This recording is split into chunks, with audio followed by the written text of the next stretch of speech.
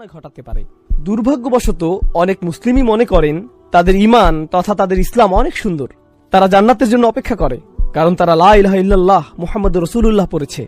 ধর্মতাত্ত্বিক ঐতিহাসিকভাবে কোনো ধরনের বিতর্কগুলো না জেনেই এই মাযহাবে ঈমান ও আমল নিয়ে এটা বলা হয়েছে বা অন্য মাযহাবে ভিন্ন কথা এসেছে, এ ধরনের কোনো বিতর্কে না গিয়েই মনোবিজ্ঞানের দৃষ্টিভঙ্গি থেকে বললে মানুষ মূলত কোথাও আশ্রয় চায়।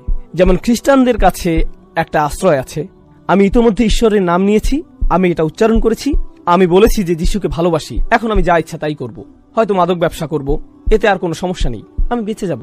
আমাদের মুসলিম সমাজেও এই একই মানসিকতা রয়েছে। যখন কেউ বলে আমি একজন মুসলিম, হ্যাঁ আমি হয়তো কিছু ভুল কাজ করি, আমি হয়তো অনেক হারাম কাজ করি, কিন্তু ভাই আমার তো টিকিট কাটা হয়েই গেছে।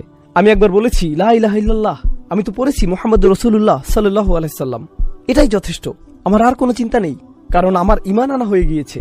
এই সূরায় আমরা স্পষ্ট দেখতে পাচ্ছি ইল্লাল্লাযীনা আমানু যথেষ্ট নয়, ওয়া আমিলুস সলিহাত ওয়া তাওয়াসাউ বিল হক ওয়া তাওয়াসাউ বিস সবর। যখন আপনি পুরো 4টি কাজ করবেন তখনই আপনি মুক্ত হবেন, তার আগ পর্যন্ত আপনি মুক্ত নন। এ থেকে আমরা আরো একটা বিষয় বুঝতে পারলাম, তা হলো যদি আপনার মনে হয় আপনার ঈমান আছে আর এসবের কিছুই আপনি করছেন না, তাহলে সম্ভবত আপনার ঈমান নেই। হয়তো আপনি ভাবছেন যে আপনার ঈমান আছে কিন্তু আসলে নেই।